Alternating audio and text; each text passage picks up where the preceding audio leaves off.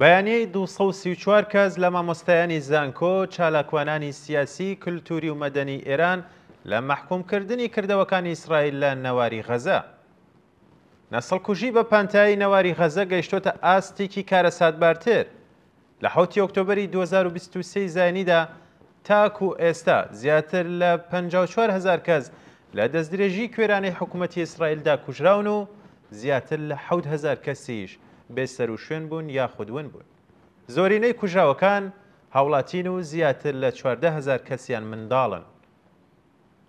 لە 18 مارسی ئەم ساڵیشەوە کە ئاگربەستەکەی دواتر لەلایەن حکوومەتی ئیسرائیلەوە پێشەلکرا تا ئەمڕۆ زیاتر لە 4,000 کەس کوژراون.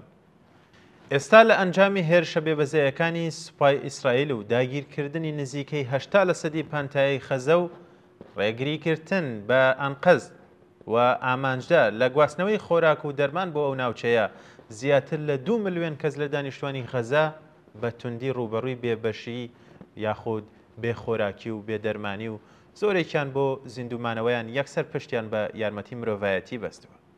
بەداخەوە لە بەرامبەر گەورەترین کارەساتی سەدەی 21دا هێزە جیهانیەکان یان بە لاوازیەوە تەماشاکەرن یان وەکو حکوومەتەکانی ئامریکا، ئەڵمانیا، فەڕەنسا و بەریتانیا بەناردنی چەکی بەرفراوان یارمەتیدەری تاوانە بێوچانەکانی ئیسرائیل بوون.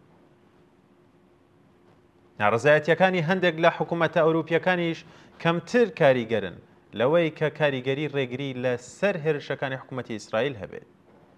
ئێمە کۆمەڵێک لە مامۆستایانی زانکۆ و چالاکوانانی سیاسی کللتوری و مەدەنی دیموکراسی خواز و ئاشتی خوازی ئێرانی کە نیگەرانی ڕکابەریە هێژمون خوازەکانی و شەڕە مەزەبیەکانی ناوچەکەین لەگەڵ دژایەتیکردن لەگەڵ سیاسەت و کردەوەکانی کۆماری ئیسلامی لە ناکۆکی ئیسرائیل، فەڵەستین و پشتگیری لە ئاشتی بەردەوام و چارەسەری دادپەروەرانە بۆ ئەم ناکۆکیە مێژوویە و بەرگری لە مافەکانی گەلی خەزە و وەرگرتنەوەی مافی خاکی دزراوی فەڵەستینیەکان داوای وەستانی بە پەلەی تاوانەکانی سوپای ئیسرائیل و چوونە دەرەوەی بەرمەج لە پانتایی غەزە دەکەین.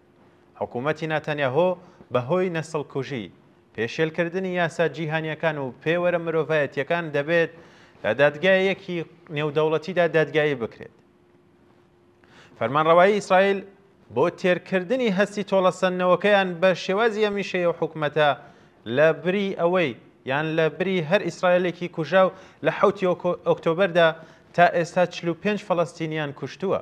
ئەلبەتە لەم کارەساتە تاریکانەدا دەسەڵاتخوازی ناتانیاهۆ و هەوپەیمانەکانی سەرەڕای ناڕەزایی بەرفراوانی هاوڵاتیانی ناڕازی ئیسرائیلی کاریگەر بووە. ئێمە پێمان وایە و داوا دەکەین ئەم جەنایەتە دەبێت هەرچی زووترە بوەستێ. کردەوەی گروپە توندڕەوە فەڵەستینیەکان و لەوانە ئەنجامدانی تونند و تیشی کوشت و بڕ و دیلگرتنی هاوڵاتیان لە عملیاتی زریانی ئەقسا مەحکومە. بەڵام 7 ئۆکتۆبەر خاڵی دەستپێی کەم ناکۆکیە نییە. حکومدان لەسەر ئەم بابەتە دەبێت بە گرنگیدان بە داگیرکردنی سەربازی فەڵەستین، دزینی خاک و کوشتنی فەڵەستینیەکان، ئاوارەکردنی بەرفراوان و جیاکاریە جۆرا و جۆرەکان لە دژیان لە ماوەی 7 ساڵی ڕابردوودا و پێشێلکردنی بەردەوام و فرەی بڕیارنامەکانی ئەنجومەنی یاسایشی نەتەوە یەکگرتووەکان لەلایەن ئیسرائیلەوە ئەنجام بدرێت. بەڕای ئێمە دەبێت بە شێوەیەکی بنەڕەتی لە گشت تاوانەکانی ئیسرائیل بکۆڵ درێتەوە و بەرگری لە مافەکانی گەلی فەڵەستین بکرێت. بەرگری لە فەڵەستین لە ئەساسدا هیچ پەیوەندێکی بە کۆماری ئیسلامیشەوە نییە کە خۆی بەشێکە لە کێشەکە، بەڵکو پشتیوانی لە خەڵکێکە کە مافیان خوراوە و خاکیان دەزراوە، ئاوارە و دەربەدەر کراون.